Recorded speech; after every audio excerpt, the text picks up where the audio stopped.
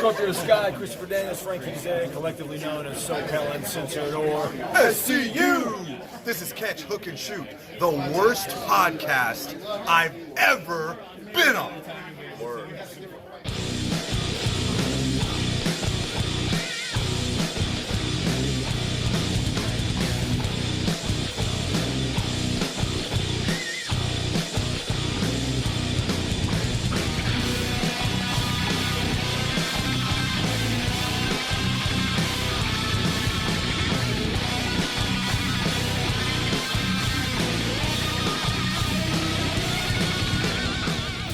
What's going on, everybody? Welcome to a very special edition of Catch, Hook, and Shoot, the best podcast you've never heard of.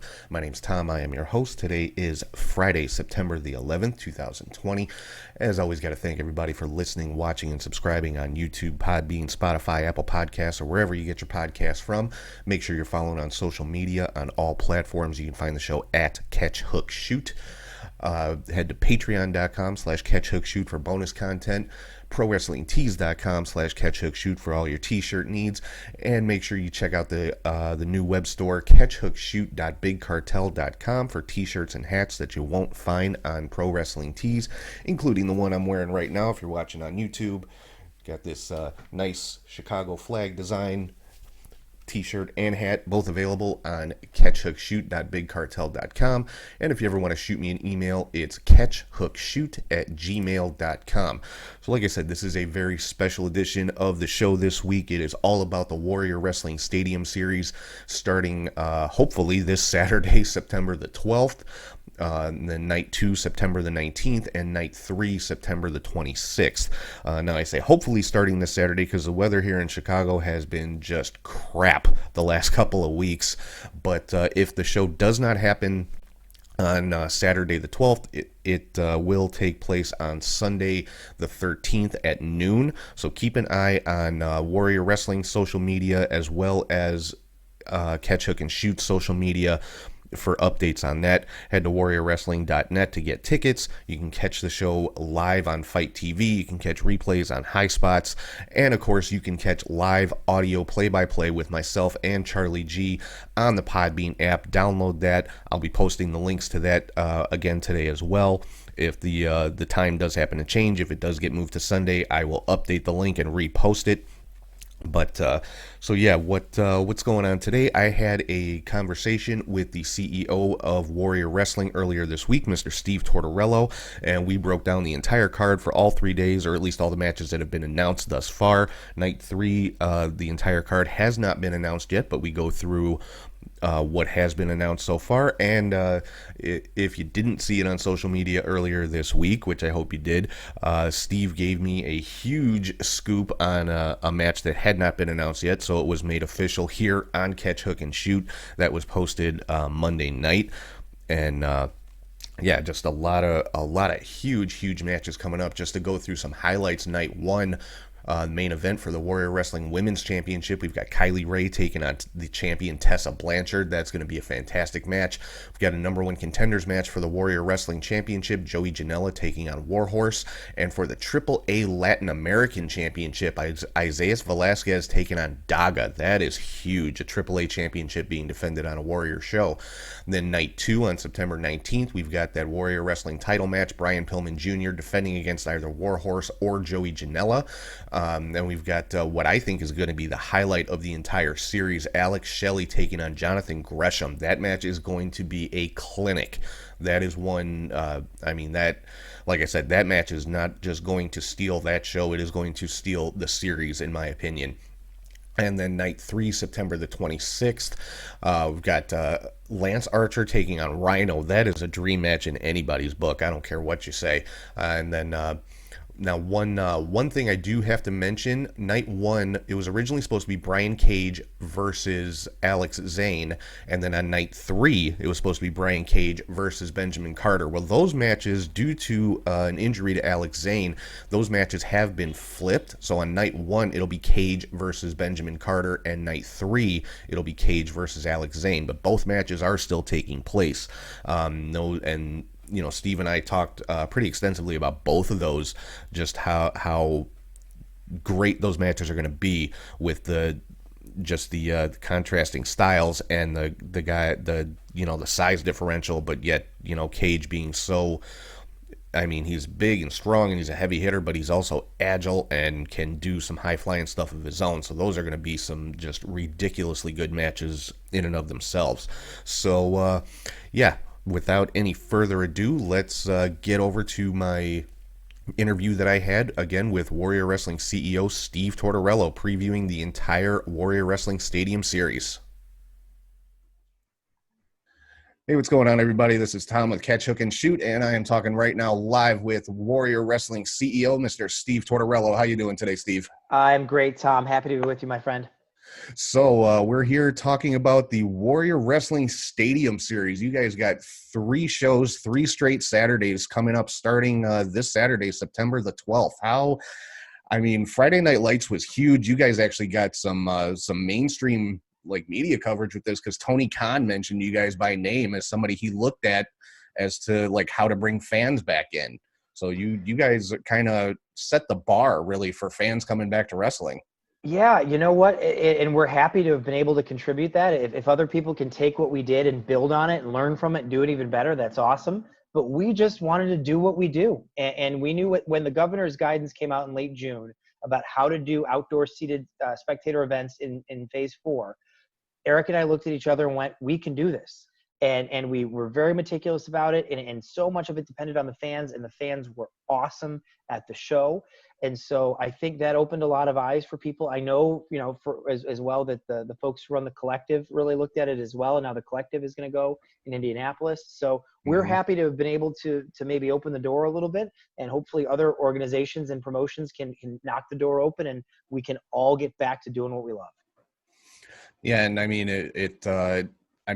it was a great show first and foremost, but Warrior always is. Honestly, I've come to expect nothing less from you guys. But just the way that you guys handled everything, from the seating to the fan fest, with still letting the fans have access to the wrestlers but being safe about it. It was just all around. It was just awesome. Thank you so much. Yeah, we tried really hard. And, we learned a couple of things that we're going to do differently for the stadium series to make it even safer. But we spent a lot of hours planning out how that would all work. And for the most part, it ran very, very smoothly. So, let's get into the stadium series here. 3 straight weeks, like I said, 3 Saturdays in a row, September 12th, 19th, and 26th. What brought this on? Right on the heels of Friday Night Lights, you guys came out with, boom, we're doing 3 more of them right out, back to back to back here. How did all this come about so quickly? Well, a big part of it was the idea of strike while the iron is hot. And we were so happy with how Friday Night Lights went that we said, let's do it again, and let's do it right away. Well, with an outdoor show, obviously being in Chicago, being in Illinois, we are hamstrung by the weather. There's a very small window. And I know this from being at all of our school's football games throughout the fall, that they're beautiful in September, but once October hits, then it's either going to be rainy or maybe snowy or windy or unbearable. So we knew we had a very small window in which to do it again. And as you and I were talking offline before we started, we also know the realities of trying to run an indoor show this coming winter are probably unrealistic. I don't think we're going to be able to run a Warrior Wrestling caliber show indoors. So once that weather turns, we know that's it for us for at least 6 months. So with those 2 things, with strike while the iron is hot, and also knowing that we're going to be limited in the next 6, 7, 8 months, we said, why not go crazy? Let's do it every Saturday, 3 Saturdays in a row. We'll go out with a bang, and then we will retire for 6 or 7 or 8 months. And also right on the heels of All Out this past weekend. So it was really, 4 straight weeks in a row of some just awesome wrestling going on. So, which it's too bad All Out couldn't have been in Chicago for this year. Would have made Chicago the destination for wrestling for the entire month of September. Yeah, our tradition has been, since we started, is we like to run the day after All Out. And obviously we didn't do that this time around. Many of our stars are down in Florida. But yeah, if they come back next year, maybe we go right back to this. Maybe we do another outdoor show the day after. But we're doing the best we can on our own to make Chicago the center of the wrestling world for September. Yeah, and you're doing a great job of that. I mean, let's start right off with night one coming up this Saturday. Now it's Monday as we're recording this, but this is actually going to drop on Friday as like a little preview. But Okay. yeah, September the 12th, Saturday. So let's start right at the top. The main event, the Warrior Women's Championship. Kylie Rae, number one contender from she won that spot at the last Warrior show at Friday Night Lights, taking on Tessa Blanchard for the Warrior Women's title. Yes, sir. This is a match, as we've said in some tweets and posts, the entire Warrior Wrestling women's division has been building to this for 2 years. Tessa Blanchard was in the semi-main event of our first ever show, Warrior Wrestling, in May of 2018. She defeated Santana Garrett. Kylie Rae was supposed to be in the semi-main event of Warrior Wrestling 2, but she was injured in late 2018. So then she came back with us in Warrior 3 and was there for Warrior 3 and 4. Tessa won the belt at Warrior 5, and we've been building to this match for years, literally. And Kylie became number one contender, as you mentioned, at Friday Night Lights. Tessa Blanchard has not wrestled in 6 months, not since the beginning of March. And in that time, she's had so much controversy surrounding her with the end of her reign at Impact, the end of her time at Impact, all the questions about where she's going next. Well, I will tell you where Tessa Blanchard is going next. She's coming to Warrior Wrestling on September 12th in the main event to face Kylie Rae. Yeah, and I mean, when I saw that announcement, I mean, obviously Friday Night Lights, you know, I was able to sponsor Kylie's number one contender match against Lynn, which was just awesome to be able to just be a small part of that. But then I saw the announcement that this match was going to be taking place, you know, this quickly afterwards. I was like, oh, that's the match me personally, I've been wanting to see forever. And to have it happen at Warrior, which is, I think everybody knows by now, my favorite promotion, it's just all that much better. Yeah, you know, they've had a couple of matches before it, and we mentioned this as well in a post. This isn't their first face-off. It may be their last, though, depending on what the next step is for Tessa. And so you have these two incredible talents who are truly at the top of their game. You know, I think Tessa Blanchard and probably Kylie Rae are in the top 10 wrestlers on planet Earth, male or female, American, Japanese, Mexican, doesn't matter. I think both of them are such incredible performers. They're so great at what they do that I'm expecting not only for that to steal the show, but this might become the signature Warrior match. Kylie Rae and Tessa Blanchard after that 2-year build. Yeah, definitely. That is the one that I am most looking forward to on night one. But I mean, the whole card is stacked. I mean, you've got, you know, just a dream match in anybody's book. Alex Shelley versus TJP. Yes. I mean, I can't even fathom what is going to be going on in this match. Well, so likewise, they have locked horns before, but the last and only other time they faced off, 15 years ago in PWG, I think it was a Battle of Los Angeles. And these two guys are now 15 years better. Alex Shelley knows every style in the world. TJP was the first WWE Cruiserweight champion. He's back in New Japan. He's in Impact. Shelley, in the last year alone, has been Ring of Honor, WWE NXT, Impact, Warrior Wrestling. He's been everywhere. And so these guys are so skilled, so talented, so knowledgeable, and they're both driven. They both want this match. And that's the one thing that I love that we get to do is we talk so much to the talent as we put matches together and say, hey, what about you working with this guy or this guy? When I brought up the possibility of Shelley to TJP, his eyes got huge. When I brought up TJP to Shelley, Shelley texted back in all caps, hell yes. These guys want to tear it down with each other. Yeah, and I mean, like you mentioned, you know, they're both in Impact right now, but it's like Shelley's, you know, he's a tag team champion right now. TJP's kind of in a tag team with Falaba, but kind of doing his own thing too, you know, with the X Division title. So they're really not crossing paths there. So this match at Warrior is probably the only time we're really going to see them one-on-one in a ring in the near future.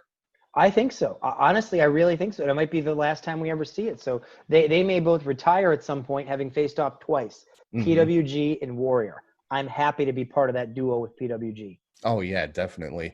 And then another kind of a clash in styles here. Brian Cage taking on Alex Zane. This one, it just on paper, it's like that sounds interesting, but if you've seen both of these guys, it's like, oh man, this match is going to be insane.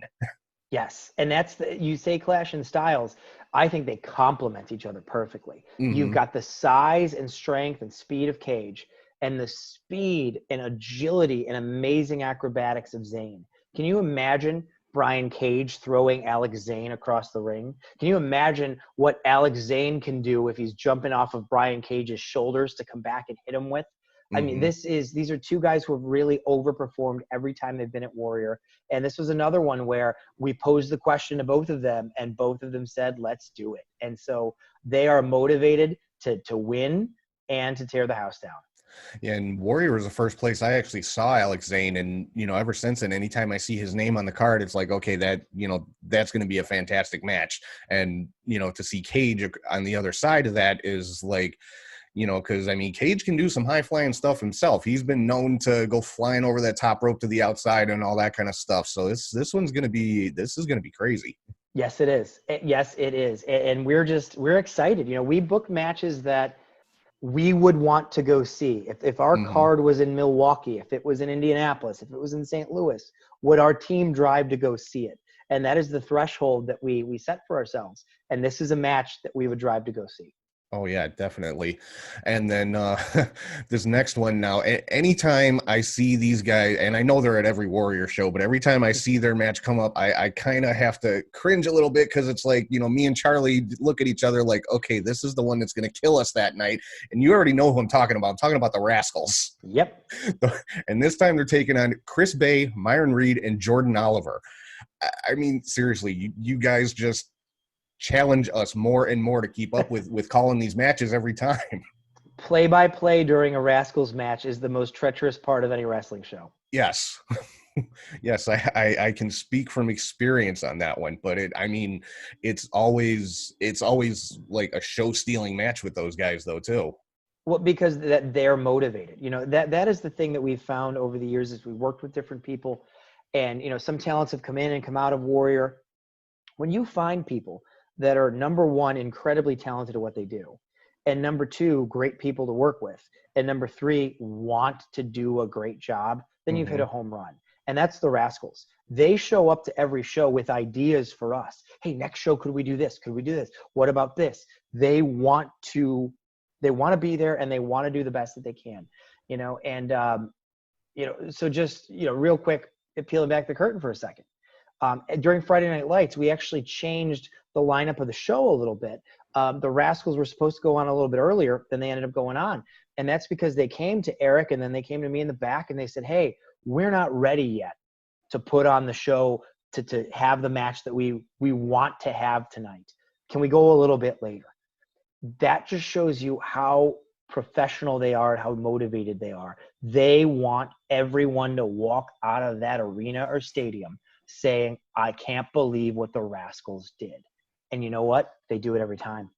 Yeah, they do. And then, like I said, across the ring from them this time, you've got Injustice from MLW and Myron Reed and Jordan Oliver, and they're teamed up with Chris Bay from Impact. I mean, that's another three-man group that can just do some amazing, outlandish stuff.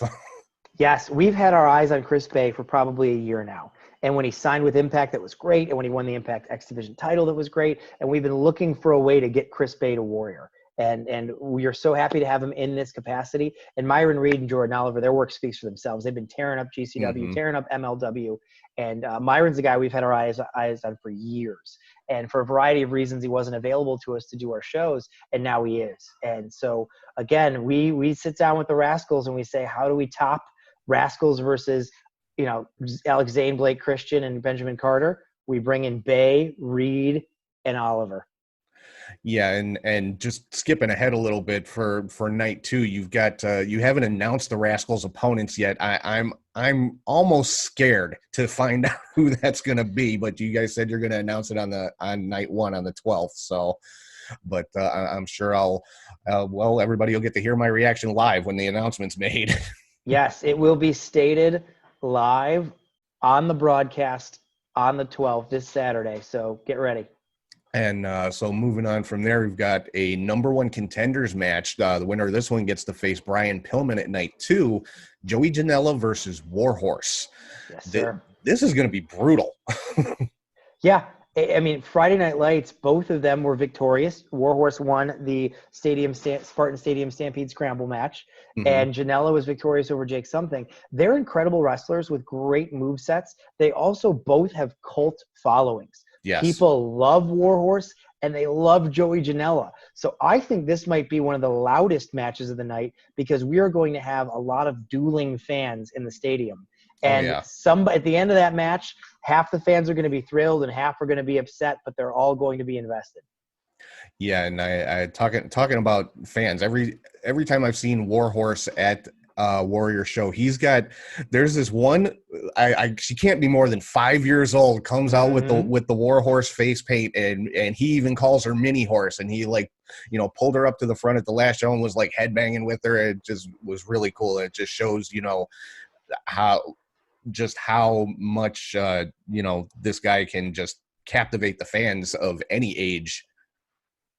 Yeah, when he transitioned, when he went from being the Warhorse Jake Parnell to just Warhorse, when he found his true essence, he became immediately a phenomenal professional wrestling figure. And that's what he is. That's why the kids are captivated. That's why the dudes are captivated.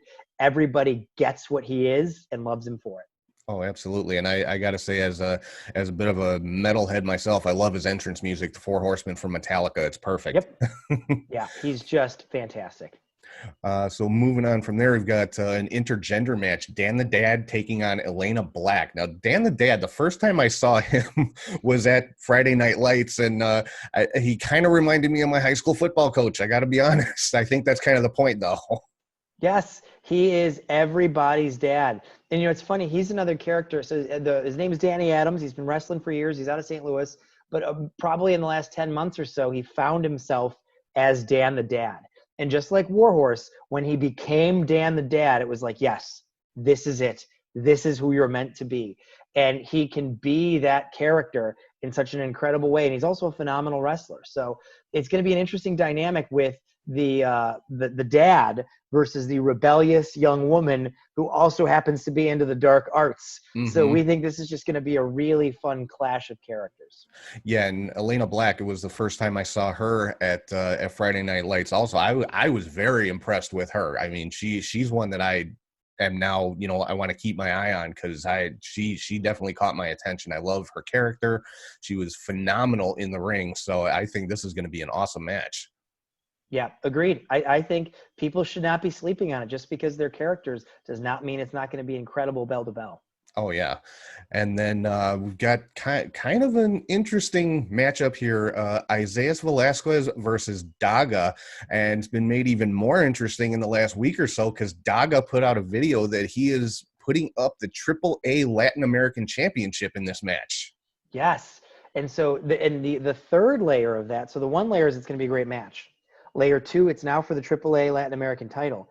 The third layer is that both of their significant others are competing against each other in the main event. Yeah, I wasn't sure if I should mention that or not, but yes. yeah. Kylie and Tessa, the significant others of Isaiah and Daga. So that was the first thing that caught my attention. It's like, oh, yep. Okay, I kind of like that. And then, like you said, Daga's putting the AAA Latin American title on the line. Now, is that the first time a AAA championship is being defended at Warrior? It sure is. We've had the NWA title defended. We've had an Impact X Division title defended. We've had the Impact Tag titles defended. We've had Black Label Pros, Freelances titles defended. It's the first time AAA has a title that's being defended at Warrior. Yeah, and that's very cool. That just even more proves, Warrior is just really kind of the crossroads of all wrestling. Not even just in the U.S. anymore, but, North America. Yeah, and that's what we've said. Our goal is to be that crossroads, that train station where guys from this organization, that organization, they can cross. And only at Warrior can you see them face off against each other. Mm-hmm. And then this next one, this is just going to be a straight-up fight. Filthy Tom Lawler versus Kevin, is it Q or Koo? I'm not sure. Kevin Koo. Yeah. And Kevin Koo, of course, is a tag team partner of Dominic Guarini in MLW. Their team's called Violence is Forever, but this is a singles match. Kevin Koo and Filthy Tom Lawler. Like I said, this is just going to be a slugfest. Yes. And that's, again, our goal in putting together these shows is that regardless of what type of wrestling you like, it's there. Do you like high flying? Do you like brawling? Do you like main event style? Do you like crazy action? This is for the fan who likes seeing guys kick the snot out of each other. Mm-hmm. And that's a Tom Lawler match. It's strikes, it's hard suplexes, it's submissions. And Kevin Koo is the same way. So when you bring Tom Lawler in, you've got to find somebody who can go nose to nose with Tom Lawler. And we've done that in Kevin Koo. Yeah, because I know I think it was the last time Lawler was on a Warrior show, he fought Minoru Suzuki, correct? Correct. And Yes. that was, my God, I said even before the show, just doing my preview of it, I said it's going to be a symphony of violence, and that's exactly what it was with those two. And I'm thinking this is going to be along the same lines, and I can't wait. I love seeing Filthy Tom Lawler at Warrior. I'm not super familiar with Kevin Koo, but from what I've seen, yeah, this is gonna be one to remember. Somebody is getting their mouth guard or their teeth kicked down 10 yards down the football field. I guarantee you that. Yeah. And then rounding out night one, we've got yet another champion, the NWA Women's World Champion, Thunder Rosa, taking on Kimberly. Again, they have to be considered two of the top women in the world. And yep. I mean, that's, again, going to be a fantastic match. I think I've said that about all of these so far, but it's true. Kimberly has been a sleeper for a while. She's an incredible worker. She just had a great match with Joey Janela in GCW. She can work against guys, work against girls. She's strong, but she's agile. She moves in a way that you wouldn't think, the way that she's built. And then you have Thunder Rosa, who is a legitimate athlete. Right? She's an MMA fighter. And anybody who's watched Dynamite the last few weeks, she had a great match against Serena Deeb last week. And then it all out, she probably had the match of the night against Hikaru Shida. And so it is her moment right now. The world is waking up to what those of us who've known Rosa for a long time have seen. And she, just like Chris Bay, she's been on our radar for years. And there have been a couple of different shows where, because of schedules and a few other things, I mean, we wanted Thunder Rosa a year and a half ago. Yeah. And now finally, at this moment when she's blown up around the world, now she's making her Warrior debut. So her and Kimberly, and it's a first time ever matchup. We're so excited to have this happen. Yeah, and like you said, Thunder Rosa, she just this past Saturday, just tore the house down with Shida on at All Out. I mean, for me, that was kind of the turning point of the pay-per-view, because up till that match, they were having a few little difficulties. They had a couple of hiccups, and then the women's title match came on, and they tore the freaking house down. And it was, from that point on, it was fantastic. Yeah, they were in a position where they needed to save the show, and they saved the show. Yeah, they definitely did. So I'm really looking forward to this one. I mean, Kimberly, of course, another Impact star. She, has impressed me. She's had a number of great matches on Impact in the short time that she's been there. So to see her matched up with Thunder Rosa, it's going to be awesome to watch. I agree. We can't wait. Again, as fans, we can't wait. Yeah. And then, so moving on to night two. Yeah, that's just night one. All of that is just night one. And so night two, September 19th, we already talked about there's going to be a Warrior Wrestling championship match. Brian Pillman defending against either Warhorse or Joey Janela, whoever wins that match. My money's on Warhorse. Just kind of a sentimental favorite, I guess, but that's what I'm looking forward to.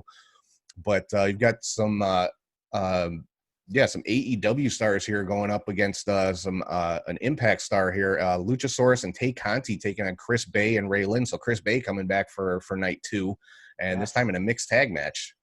Yeah, so Luchasaurus and Ty Conti wanted to do a mixed tag match. And we've been talking to Luchasaurus since the spring. Had the pandemic not hit, what would have been Warrior Wrestling 9 in late May, early June would have featured the debut of Luchasaurus. And so we actually talked to him, probably a year and a half ago, to be honest with you, because we talked to him about being on maybe Warrior 4 or 5 back before he had really broken out. And it just ended up not working out for one reason or another. And so now, again, it's just like Thunder Rosa, just like Chris Bay. Now is the time to bring in the dinosaur himself, Luchasaurus. And he's on a tear of really having stolen the show several times as well. So I would argue there were 3 matches that were incredible at All Out. And I would say it was Moxley, MJF, Thunder Rosa versus Shida, and Jurassic Express versus the Young Bucks. Yeah, And the absolutely. week prior, Luchasaurus had torn it up on Dynamite. So people love Luchasaurus. They love to see him do what he can do for a guy that size and for being such an incredible character. And he wanted to be in a mixed tag with Tainara Conti. And so we have Ty and Luchasaurus against a guy that he knows well and has faced a few times before, Chris Bay, and someone who we think will go up perfectly one-on-one with Conti, and that's Ray Lynn. When we saw at Friday Night Lights, Ray Lynn has that same quickness, those same strikes, that I think the two of them are really going to put on a show together. Yeah, I mean, like you said, her and Tay Conti they match up very well, and you wouldn't think Chris Bay and Luchasaurus would match up as well as they do because of the size differential. But if you watch Luchasaurus, he moves so well for a guy his size. It's unbelievable. I mean, I've been watching him since Lucha Underground. I don't even know if a lot of people make that connection with him because, it's a different character, obviously, but he was part of Lucha Underground way back when. And that's the first point that he caught my eye because, this guy's 7 feet tall and he's doing cruiserweight type stuff. Yes. He's always had that agility. And now he's added the honing of his skills as far as match style and reversals and things like that.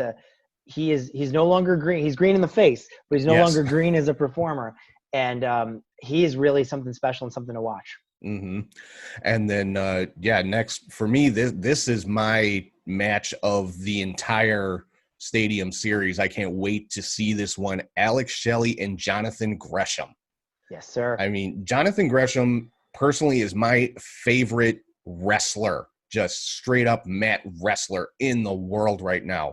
And to see him get in there and hook it up with Alex Shelley, I mean, that's a dream match in anybody's book. It's got to be.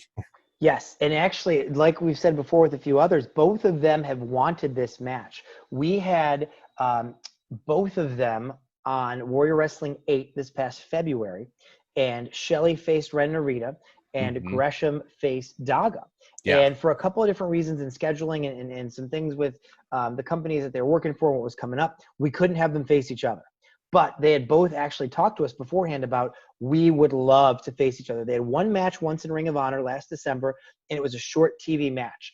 And they both have the utmost respect for each other. And every time I've talked to Alex Shelley since last December, he has brought up to me, if you can ever do it, Steve, me and Gresham, we can do something special.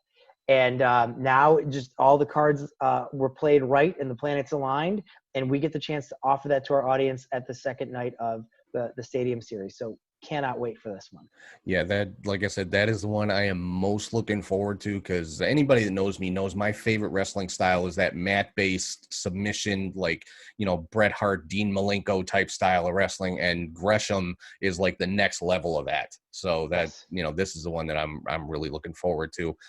And then we got, just what I would call a hoss fight, Sam Adonis versus Jake something. Now at Friday Night Lights, Sam Adonis kind of didn't really finish his match, and you kind of got on him a little bit about that at the end of the show because he tried to break up the main event too.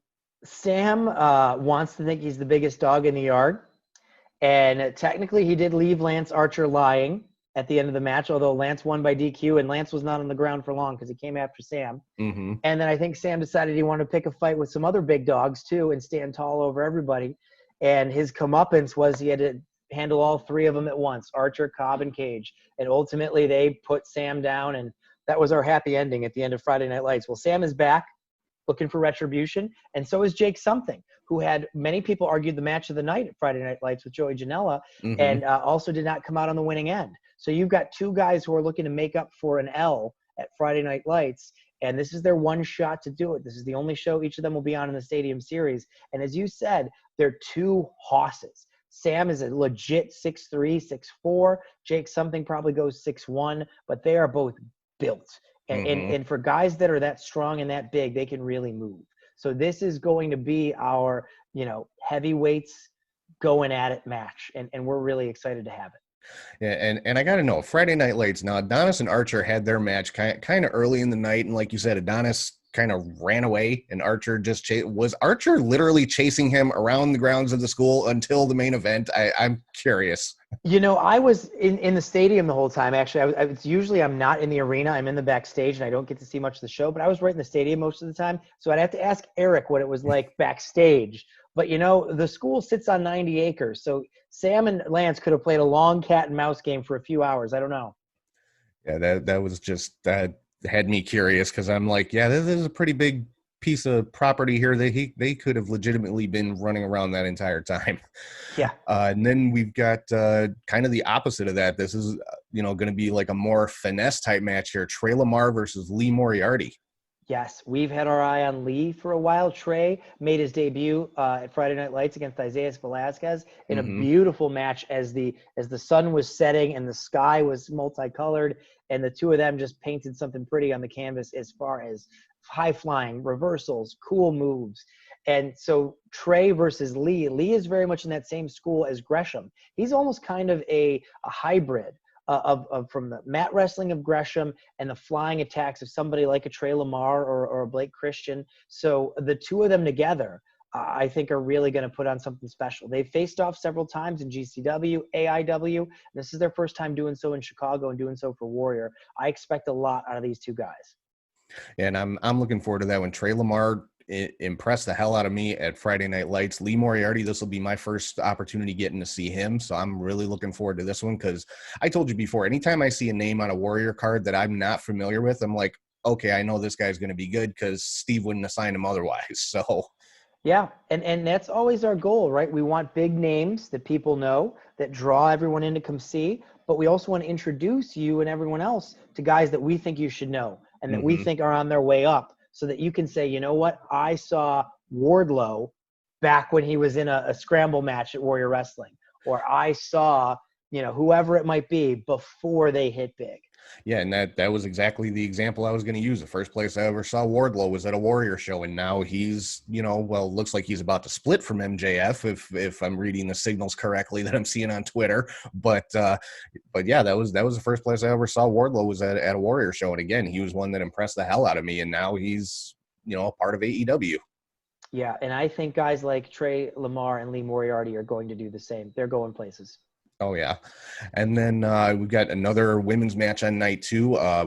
Another one of my favorites in the world right now, Jordynne Grace taking on Kimberly. Now, these two obviously no strangers to each other. They've had a few matches in Impact already, but the matches they've had in Impact have been good. I would imagine at Warrior it's probably going to be that much better, because I would imagine there's kind of less restrictions on them, in an independent type event than there are in a major national promotion.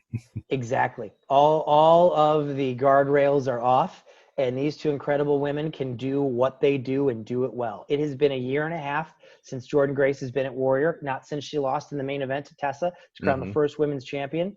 And it's time for Jordynne Grace to start making her way back towards that title. So let's see if she can get the victory over Kimberly, or, Kim might walk out of the 19th 2-0 over Thunder Rosa and Jordynne Grace. And if she does that, I think she has to be the number one contender if she beats two women of that caliber. So there's a lot on the line for each of them.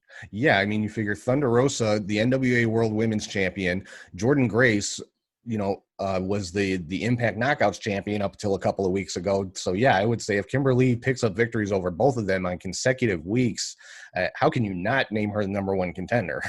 Exactly. And then we've got another tag team match here, kind of an interesting pairing. Ace Austin and Madman Fulton versus that team that I was talking about earlier, Violence is Forever, Kevin Koo and Dominic Guarini.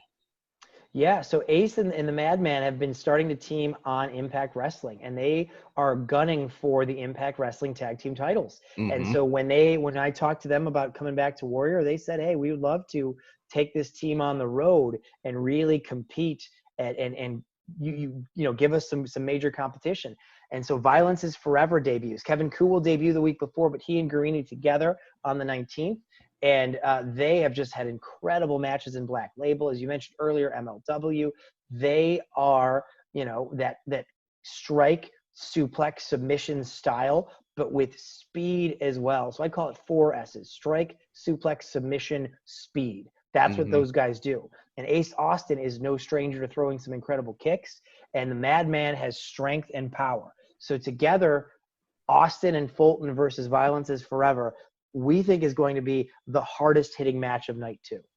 Yeah, I'd have to agree with that. And if I can go off on a little bit of a tangent here, this is something I've actually been wanting to ask you for a little bit, because you guys always have such awesome tag team matches, just like matchups that people sometimes wouldn't even think of, or just straight up dream matches. Is there any kind of talk or anything about Warrior tag team titles? You know, it comes up every so often. And now that we've announced some of these matches, I've heard it a whole bunch of times on Facebook and Twitter in the last few weeks. I would love to. For us, the hesitation is always, do we have enough shows to defend the titles and really give them the spotlight that they deserve? Because this question came up after Pentagon and Phoenix absolutely stole the month against Carlos Romo and the A-Kid, Team White Wolf at Warrior 3. And our whole crew backstage thought, well, gosh, we need to introduce tag titles if we're going to have matches like this. Really, I think that'll be something that we'll look into after the hibernation period. Right. So after we do this series and we take some time off, when we come back in 2021, we will look long and hard about whether we can run enough shows and do enough to really highlight the tag teams. We had actually considered a tag team tournament. We've been kicking that around since probably the turn of the year, and then COVID threw everything for a loop. But we had a lot of ideas sketched out for a tag team tournament to crown champions. So the ideas are there. It's just not time yet. And, well, just kind of building on that, I don't even know if this is something you can answer. If at some point we do see Warrior tag team titles, would it be a case where let's say Daga and Tessa are a tag team? Could they win those tag titles, or would it strictly have to be 2 guys or 2, so Kylie Ray and Isaiah just challenged for the tag titles in Black Label as well. I would not see it restricted in any way, shape, or form. Heck, I mean, can you imagine a team of Jordan Grace and Kimberly facing off against any guys in the world? So I would not see, when it's time, I would not presume any restrictions. Awesome. Yeah, like I said, I've been wanting to ask that question for so long, and I always seem to forget when we're talking about a tag team match. So I figured just throw that one in there, see what's what. And then we already talked about, the Rascals are going to have some type of match against somebody on the 19th. I'm still kind of scared of that one. I promise you this, you're going to love it. Oh, I have no doubt of that, but am I going to love calling it? That's the question. But and then rounding out night 2, we've got another scramble match, this time a 6-person scramble match. Beastman, Dan the Dad, Facade, Danny Moe, Joey Keys, and Dante Caballero. Now, is this going to be the same type as the Stadium Stampede Scramble, where it's just kind of 2 people in the ring and somebody gets thrown out, another one comes in, or are there different type of rules to this one? Or well, so this one's actually evolved a little bit. So Dante Caballero and Joey Keys aren't going to be with us. They are 2 Ring of Honor guys, and Ring of Honor was going to kind of send a whole crew to us, and for a couple of reasons logistically, that's not going to happen. So right now, it's a fatal 4-way, and we're looking to see whether or not we're going to add anybody to bump it up to a scramble. So we're not quite sure yet, but we know already we've got Facade and Danny Moe, the Neon Blondes, and then we've got Dan the Dad, whom we talked about before, and Beastman, who is by far the greatest fan favorite we've ever introduced in a Warrior show. I've probably had 24 people ask me after Friday Night Lights, is Beastman coming back? So yes, Beastman will return. We don't know exactly what the match will look like, but we can promise you that the big beast is coming home. Awesome. Yeah, and Friday Night Lights, again, another one, first time I had seen him, but he impressed me for, a lot of times you think, guys of a certain size, they're not going to be able to do a whole lot in the ring, but he impressed me, and I'm looking forward to seeing him again. Yeah, I mean, he just from a character standpoint, and even just, again, as I said earlier, from a work standpoint, the guy wanted to work hard, great to work with backstage, incredible in the ring, and can move, like you said, in ways that you would never expect. So you know what? We'd love to have him back every time we can. And so that's night 2. Now, night 3 is only, I'm going to guess probably about half the card has been announced so far. Just about, yep. Still waiting for, a few more matches to come out. But right off the top, Lance Archer versus Rhino. I mean, man, talk about a dream match. Yes.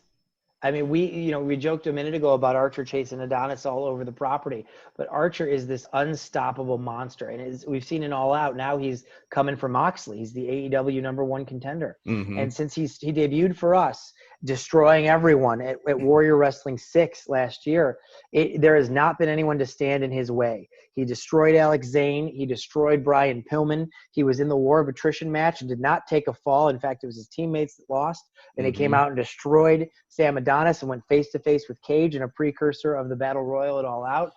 So you have to ask yourself, what type of monster do you need to even stand a chance against the Murder Hawk? And the answer is the Man Beast. We're bringing in Rhino. If there's anyone that can bowl over Lance Archer the way he bowls over everybody else, it's got to be Rhino. Yeah, and one thing about Rhino, I swear the man has not aged since 1996. Nope. I mean, he looks exactly the same as he did in ECW, and he still wrestles the same as he did in ECW, which is even more impressive. That shows you the kind of incredible shape that he's in and just how much truly of a beast the guy is. Yeah. It's going to be, Lance uses a pounce gore type move in his arsenal. Of course, Rhino has the gore. I think there might be a collision between the two of them that just ends in nuclear fission. I mean, I don't know what else is going to happen. It might be like that scene from the Avengers when Thor hits Captain America's shield with the hammer and it just knocks down the entire forest. Yes, that is exactly what I'm thinking. Yeah. And then next up there, we got 2 Impact stars, Moose, the TNA champion, I guess, versus Suicide. Yes. So Moose is the self-proclaimed TNA World Heavyweight Champion. And, he's wanted to defend that title. And so we thought, well, what better way than to do something totally TNA and bring out Suicide, a TNA original, a character that's been played by many, and someone who's really a staple of the years of TNA. And so we're happy to have Moose back. He hasn't been with us for several shows now. And he's really seen his star rise on Impact as of late as this self-proclaimed champion. So it's going to be it'll be fun for fans of Impact, and it'll be fun for fans of TNA back in the day to see that title again and to see Suicide. So we think it'll be a really unique attraction.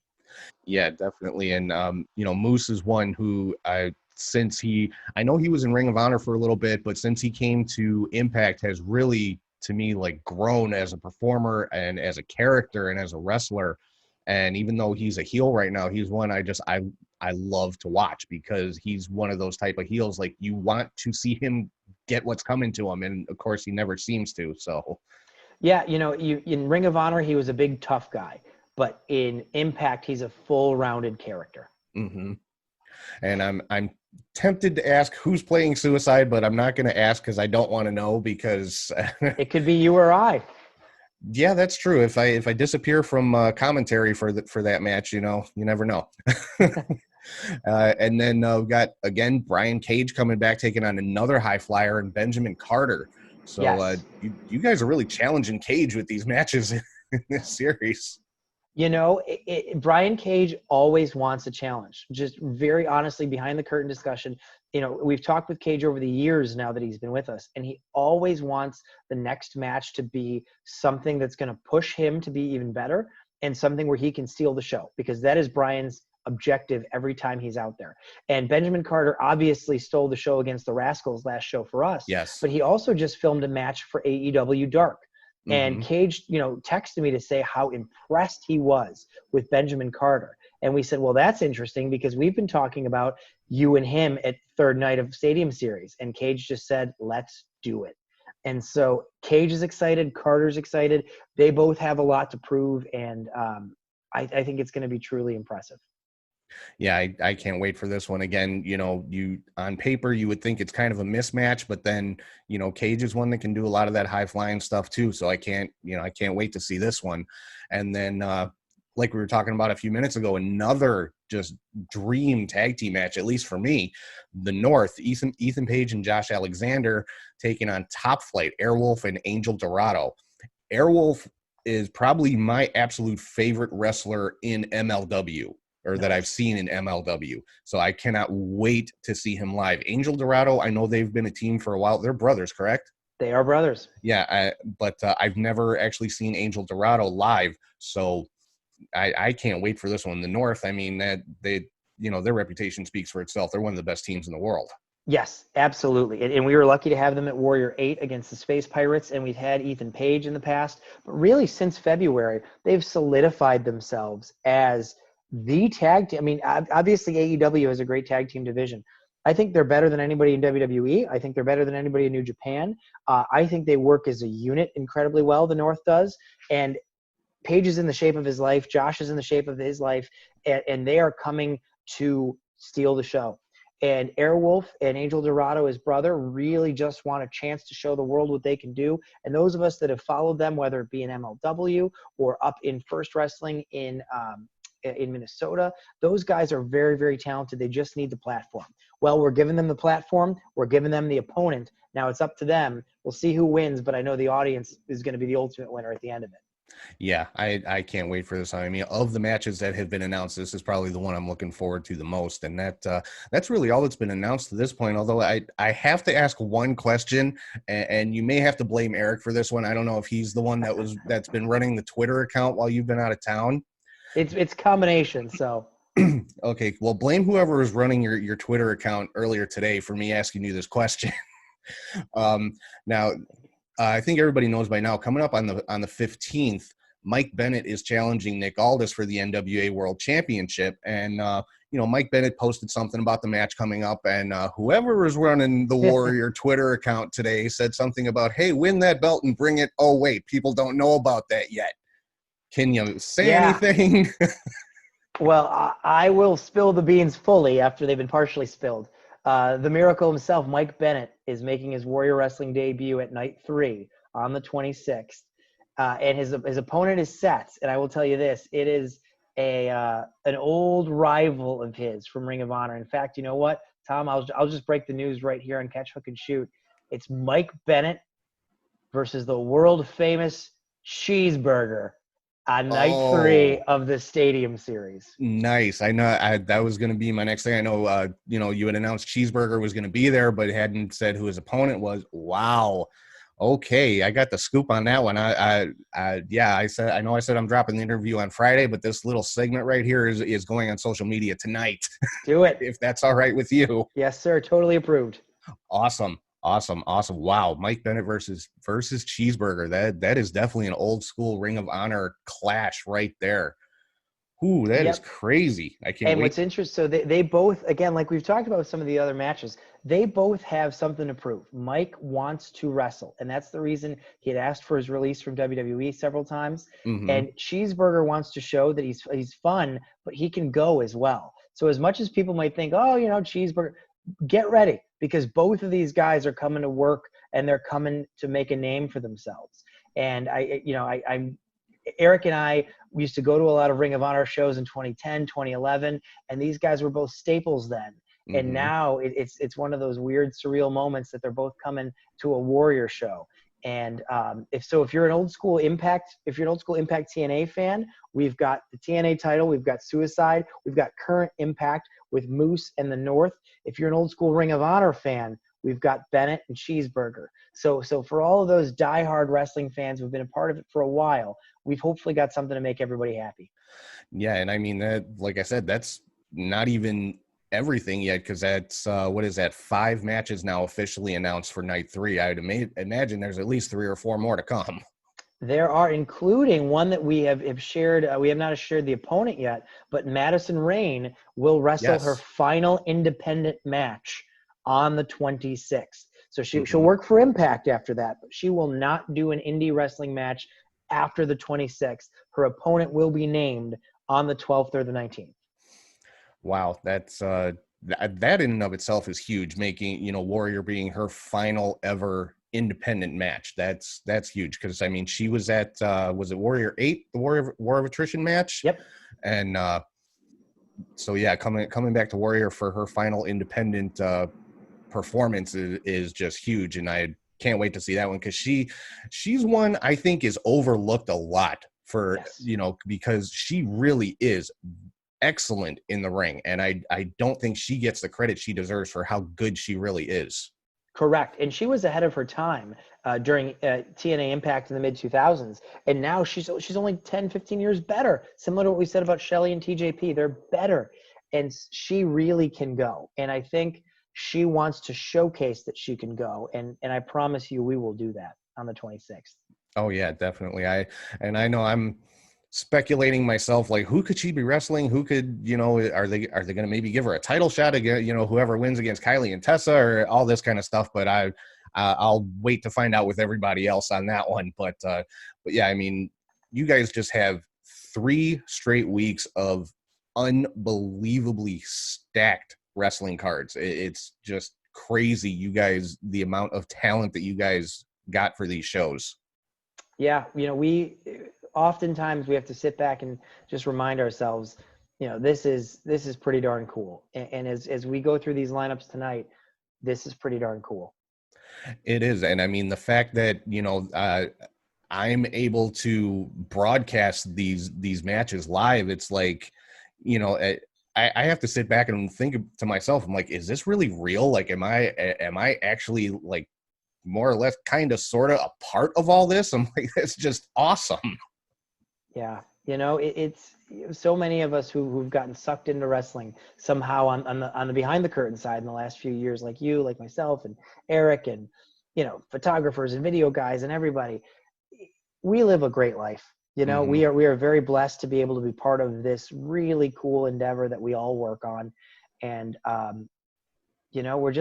we're just lucky. And I'm just happy to be able to see these shows and to share these shows with other people. So if you're listening or if you're watching and you're a wrestling fan, come on out and join us. It's a great place to be. And one last thing before we wrap up. Now, one name that has not been mentioned as a part of any of these shows, and he was not very happy about that. Actually, 2 names. Robert Ego Anthony and your pal and mine, Frank the Clown. Frank was having a little bit of a tantrum on Twitter. I think it was yesterday, saying that he was going to buy up all the ad space for night 1 and just trash everybody and all that kind of stuff. Yeah, Frank is Frank. And no, he is not booked. Robert Anthony is not booked. But I don't think that means we're not going to see them. So we'll see what happens. But you know what? We didn't book them for a reason. And I posted this on Twitter when he said that yesterday. That he has not bought any ad space on my broadcast. I'll leave it at that. He gets no time on my broadcast. So at the very least, you don't have to worry about that. Now, as far as the fight feed goes, I have no idea what he's got in store. Man, maybe people, if you're not coming to in person, maybe you should listen to it on Podbean instead of watching it, because I don't know what Frank's going to do on Fight. Yeah, that'd be my recommendation. But you never know when Frank's gonna pop up, and I think I got a little bit under his skin at the last show because I was kind of talking some trash to him at the Fan Fest when Charlie was getting his poster signed. So who knows? You made a mistake. Now you're on his list. Yeah, oh God, if he shows up at my table, I don't know what I'm gonna do, but I'm gonna do something. Maybe I'll have to keep like a fire extinguisher under my chair to get him away. Hey, whatever works. But and I'll take any tips you have for keeping him away from all 3 of these shows. But so yeah, that pretty much wraps up everything that has been announced, and even some stuff that hasn't been announced. Thank you for sharing the announcement of Mike Bennett versus Cheeseburger for night 3. That is a huge matchup right there. But so again, Warrior Wrestling Stadium Series, September 12th, September 19th, September 26th. Why don't you let everybody know where they can find the information and tickets and all that kind of stuff? Sure. So tickets are available at warriorwrestling.net, our website. We've also got all the safety information up there as well, and how we're keeping everybody safe during these times of COVID. You can follow us on Instagram or Twitter at Warrior Wrestling. No vowels in wrestling, so WRSTLNG. And we're on Facebook as well. So like us, follow us, buy tickets, watch the show, listen to the show. Just come be a part of what we're trying to create here in the south suburbs of Chicago. And it will be live on Fight, correct? That is correct. So you can listen on Podbean with Catch, Hook, and Shoot, or you can watch the show and watch the action on Fight TV. And then always after the show, it's on High Spots, right? Correct. Yep, we archive on High Spots. So a few weeks after, then you can catch all of them if you have a pass for High Spots, or you can buy them and watch them individually. Nice. All right. Well, I think that is pretty much going to wrap us up for this time around. But as always, Steve, it's great talking to you. I appreciate you coming on the show. I appreciate everything that you have done for the show. This is twice in a row you've given me the scoop on a match coming up on the Warrior cards. So I cannot express how much I appreciate everything that you've done for Catch, Hook, and Shoot. Well, we're happy to have you. And, you know, our motto has always been, yes, come on in.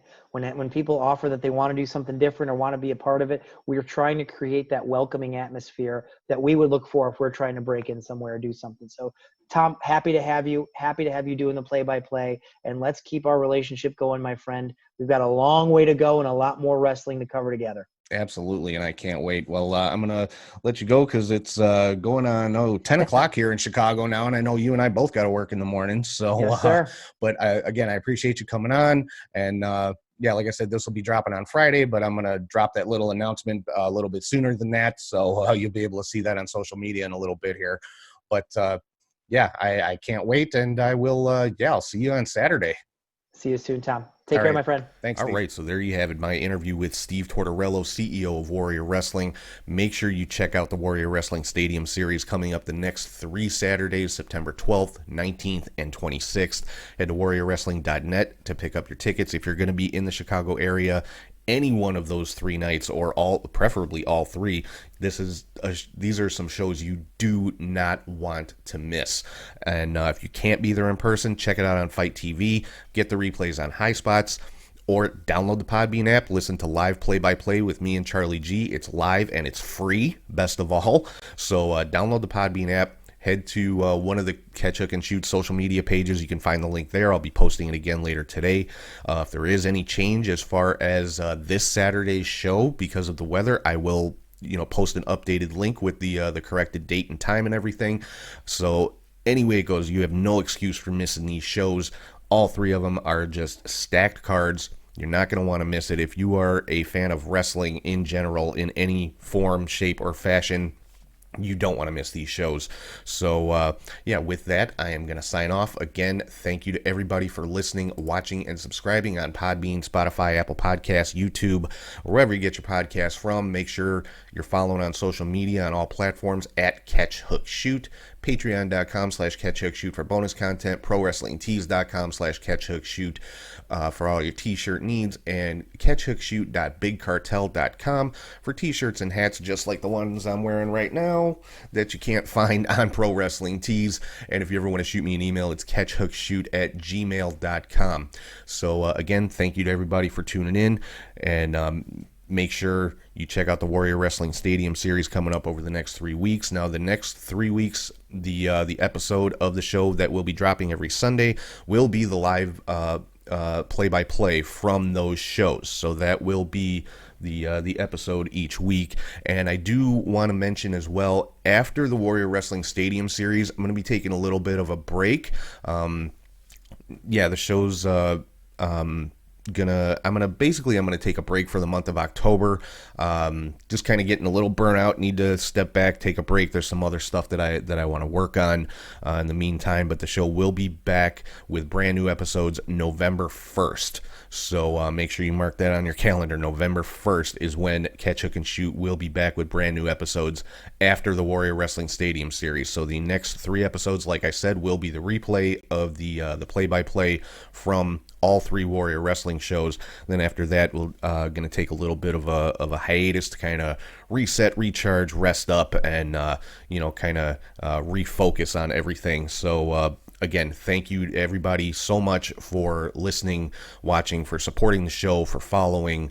I cannot express enough how much I appreciate each and every person who listens to the show. I mean, the fact that this show is heard in over 40 countries and pretty much in every state in the U.S. every week is just it's very humbling that people want to hear what I have to say about pro wrestling, and I cannot thank you guys enough for all of the support. So with that, I am going to sign off. Make sure you check out the Warrior Wrestling Stadium series. It's going to be the best set of indie shows you are ever going to see or hear. My preference, of course, is you listen on the Podbean app. The more listeners, the better. Like I said, it's live and it's free, and so yeah, I hope everybody has a great week, great next month and a half or so, actually, because like I said, we'll be back on November 1st with brand new episodes. But yeah, enjoy all of the great wrestling coming up, especially the Warrior Wrestling Stadium series, and I will talk to you guys very soon.